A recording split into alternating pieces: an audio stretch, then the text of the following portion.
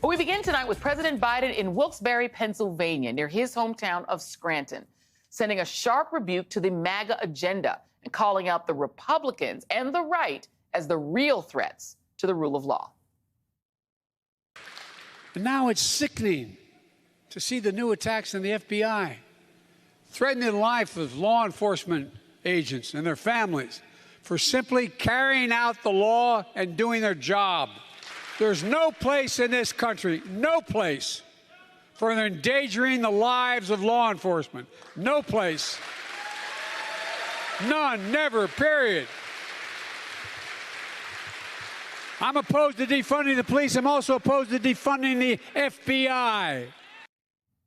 Meanwhile, we're seeing once again that Donald Trump is nothing but consistent, maniacally posting on his and Devin Nunes's pretend Twitter thing a string of messages promoting QAnon conspiracy theories as he faces numerous investigations. One might call these posts from a man who's very much afraid and gathering whatever friends that he can, however weird and dangerous they might be. We have Trump going on a QAnon social media rant days after a senior Republican senator warns of street violence if Trump is charged with a crime. Well, President Biden certainly had words on that. The idea you turn on a television and see senior senators and congressmen saying, if such and such happens, there'll be blood in the street. Where the hell are we? Remember, this is all happening against a backdrop of MAGA world losing its collective mind over Biden using the F word, fascist, to describe their philosophy. Okay, semi-fascist, but still. Well, there actually is a history of fascism in America. In fact, a pro-Nazi movement in the 1930s and early 1940s was a very visible political movement, and certainly a frightening one.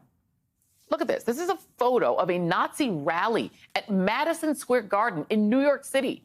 Its attendees were raising Nazi salutes toward a portrait of George Washington, and that's 6 months before Adolf Hitler invaded Poland. It was perhaps the most organized attempt to bringing Nazism to the forefront of American life. And this appeal extended far beyond the fringe, as noted by the Washington Post, saying it reached prominent citizens such as Henry Ford and Charles Lindbergh. Lindbergh was known to many as the famous long-distance aviator and the victim of a famous baby kidnapping. But you know what else he did? He praised Adolf Hitler as undoubtedly a great man. So when President Biden references fascism, he isn't doing it lightly. Yes, what we're dealing with today is a long way from the pro-Nazi movement of the 1930s, but there are disturbing echoes. The open racism, the calls for violence, vilification of immigrants, book banning, and rejection of democratic norms, which is why Biden is ramping up his travel ahead of the midterm elections, including a rare primetime speech scheduled for this Thursday in Philadelphia, a city acutely linked to this nation's pursuit and promise of freedom. And also where President Obama delivered his famous and historic race speech in 2008 before eventually picking a running mate named Joe Biden. We are at a crossroads in this country. There is no doubt about it.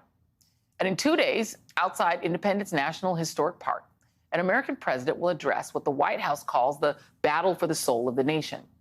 Then it's up to the voters to decide this fall which side we're on and how much we're willing to fight for it. Joining me now is Congressman David Cicilline of Rhode Island, a 2021 impeachment manager and the author of House on Fire, Fighting for Democracy in the Age of Political Arson. And Asha Rangappa, former FBI special agent and a lecturer at Yale's Jackson Institute for Global Affairs. Thank you both for being here. And Congressman Cicilline, I've seen some of your interviews, and I know your book actually goes right at this theme. You know, President Biden, he's sort of channeling, like, he's kind of a mix between the President Biden that was a senator and Eric Adams, the mayor of New York City, right? The sort of, we're not for defunding the police, we're for the rule of law. But the bigger picture of what he's trying to say is that you have an entire political party whose kind of thematic is, we don't get what we want, we're going in the streets and we're going to burn everything to the ground. Your thoughts? Yeah, no, I think that's exactly right.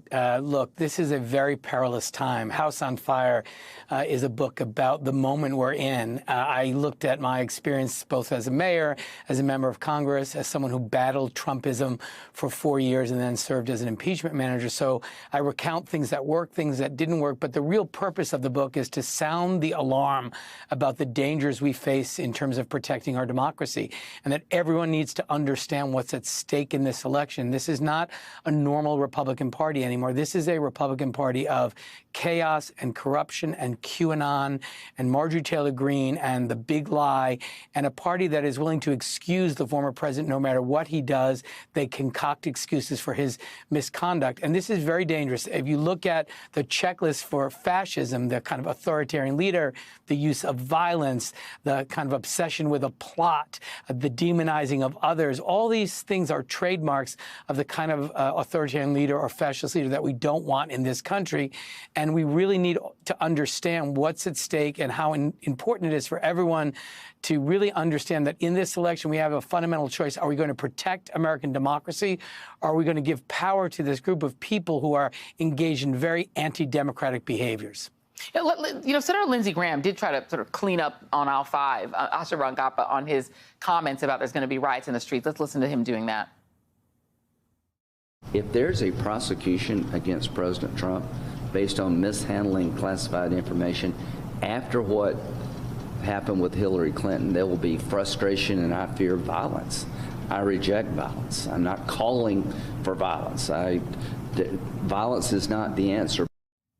Okay, he can say what he wants, but during the Ketanji Brown Jackson hearings, Asha, Lindsey Graham essentially played the QAnon game, which was to try to tar anyone who isn't a MAGA Republican as a pedophile or supporter of pedophiles. That is straight out of the QAnon playbook. He has played ball with all of the intonations, you know, toward the white replacement theory. He has played the game, and now he's trying to back away from it. But I don't think anybody can hear what he said before as anything other than a threat. Walking that back, to me, doesn't change it much. For you, as a person that was in the business of trying to stop these kinds of threats, what do you hear when you hear politicians sort of playing it on both sides? Yes, Joy, that's actually a rhetorical strategy called paralipsis. It's saying something while claiming not to be saying it. I'm not saying that there's going to be riots in the streets and blood everywhere, but there's going to be riots in the streets and blood everywhere. And so it's a way of having plausible deniability while also putting that call out there. And so, you know, this is part of a larger playbook. I would say the QAnon playbook is really a part of what Congressman Cicilline was just describing. It's a part of the authoritarian playbook. And that the line of questioning you mentioned during the Supreme Court Justice's confirmation hearing is about demonizing us versus them, creating this idea of some great past that we need to get back to because, you know, all of these outsiders are, you know, sending us downhill. I mean, the congressman laid out a lot of the different tactics that are used. And I think Senator Graham is basically just on board, and he's using one of them.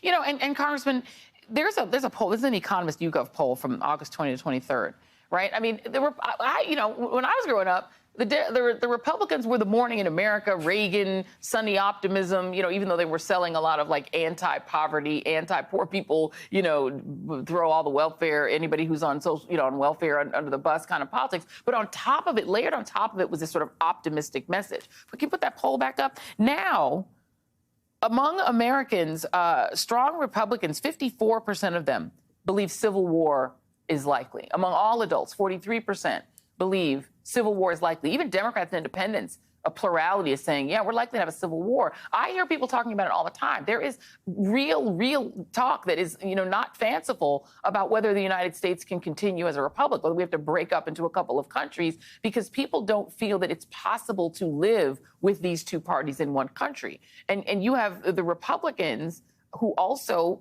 if you look at the polling, the majority of them believe that white men and that white Christians are literally under siege in America. Ron Brownstein was tweeting about that the other day. So when you have that kind of a situation and a Republican Party playing to that, I don't see how you govern a country like that.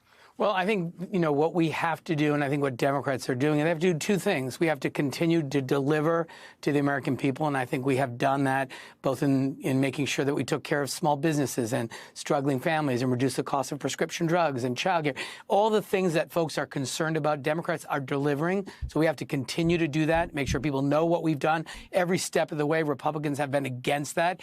And at the same time, we have to be sure to characterize the Republicans for what they are and what they're doing and call it out very directly. Every time we stand up to a lie that they use to try to poison American politics, we're defending democracy. And I think we just have to do both of those things and will prevail in November. Make sure the American people understand what we've done to respond to the pandemic, to respond to the economic calamity that followed, and how we're rebuilding America's economy. Make sure they understand Republicans have blocked us at every turn. And most importantly, make sure they understand what a threat to democracy this ultra-MAGA Republican movement is. It is an anti-democratic, anti-freedom movement. It's premised on a big lie. It will excuse the criminal misconduct of the president by making kind of crazy excuses. So I think we have to do that, and we have to characterize them and call them out for what they are and understand this is the fight of our lifetime.